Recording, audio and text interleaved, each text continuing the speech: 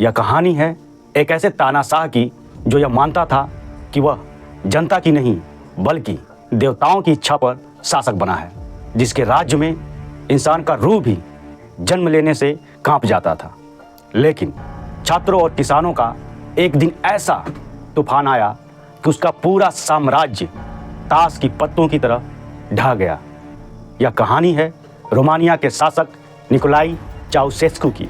दरअसल 1980 के दशक में रोमानिया पर निकोलाई चाउसेस्कू का शासन था। उन्होंने देश के सभी संवैधानिक संस्थाओं पर अपना कंट्रोल कर लिया था। नागरिकों के सभी अधिकार समाप्त कर दिए गए थे। अर्थव्यवस्था पर बड़े बड़े घरानों और उद्योगपतियों का कब्जा था। सरकार के खिलाफ लिखने, बोलने या प्रश्न करने को देशद्रोह समझा जाता था। निकोलाई के एक इशारे पर आंदोलनकारियों, प्रदर्शनकारियों पर गोली चलाने के लिए सेना के जवान और पुलिस तैयार रहते थे। मतलब निकोलाई के शासन के दौरान रोमानिया का नागरिक होना एक अभिशाप से कम नहीं था।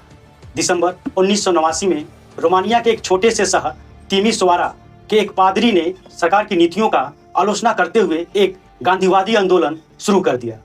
निकोलाई ने इस आंदोलन को एक स्थानीय और छोटा मुद्दा समझा तथा उसे इग्नोर किया। लेकिन धीरे धीरे जब यह आंदोलन बड़ा होने लगा तब निकोलाई ने सख्त कार्रवाई का आदेश दिया।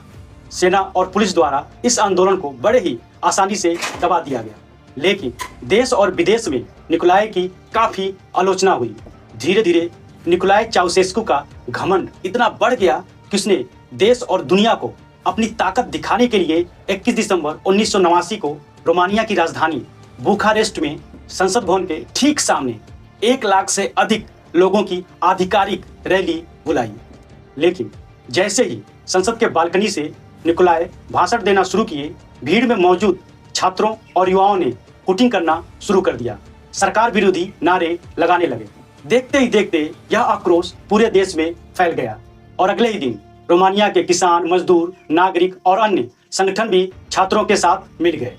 जो सेना निकोलाई के एक इशारे पर काम करती थी, उसने भी छात्रों और युवाओं पर गोली चलाने से इनकार कर दिया और मात्र 4 दिनों के भीतर निकोलाई का पूरा साम्राज्य ताश की पत्ते की तरह ढेर हो गया।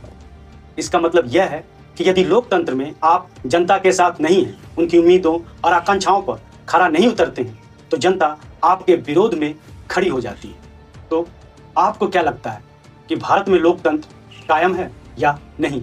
अपनी राय कमेंट बॉक्स में जरूर लिखिए। और हाँ, यदि आपको मेरा वीडियो अच्छा लग रहा है तो इसे लाइक कीजिए, शेयर कीजिए, कमेंट कीजिए और सब्सक्राइब करना मत भूलिए। मिलते हैं नेक्स्ट वीडियो में। Till then have a nice day. Thank you very much.